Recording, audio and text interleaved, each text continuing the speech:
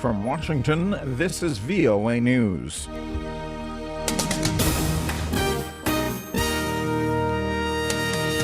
The first Ebola-related death in Mali.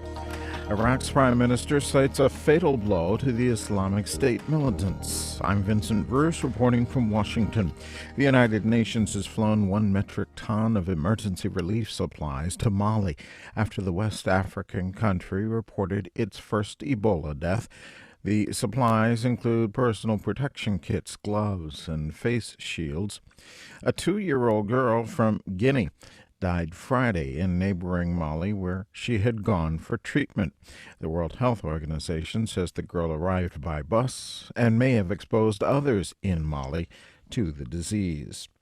Iraqi Prime Minister Haider al-Abadi is calling the recapture of the town of Jurf al-Sakhar a fatal blow against Islamic State.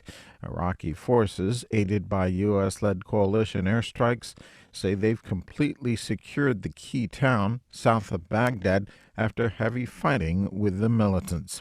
Islamic State has threatened to take over Baghdad, and any loss of ground to Iraqi forces is a major setback. U.S. Central Command said Saturday coalition warplanes carried out 22 airstrikes against militant forces in Iraq on Friday and Saturday.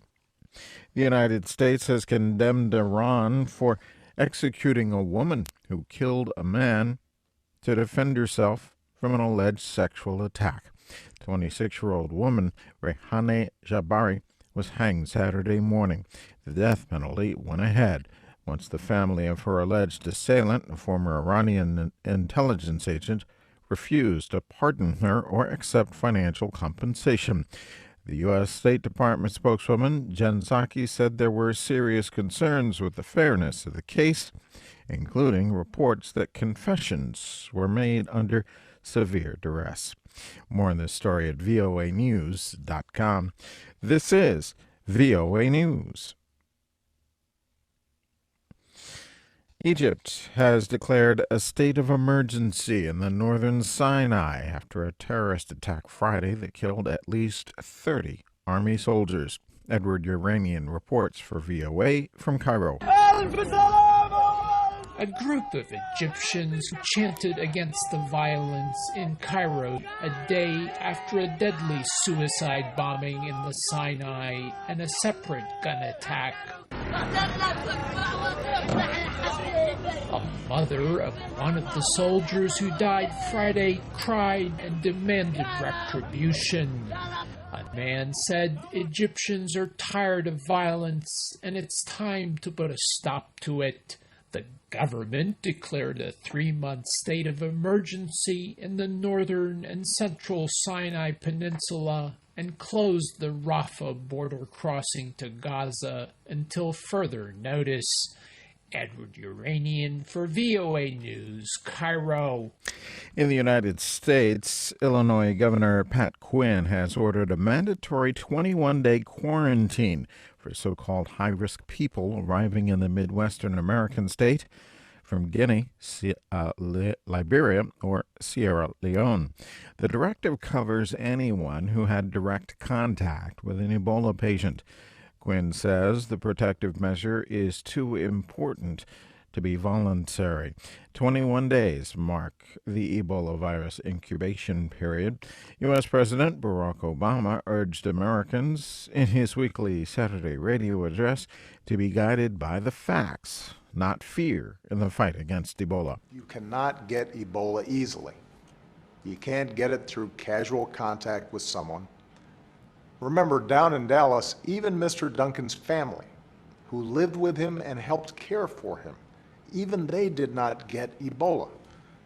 The only way you can get this disease is by coming into direct contact with the bodily fluids of someone with symptoms. That's the science.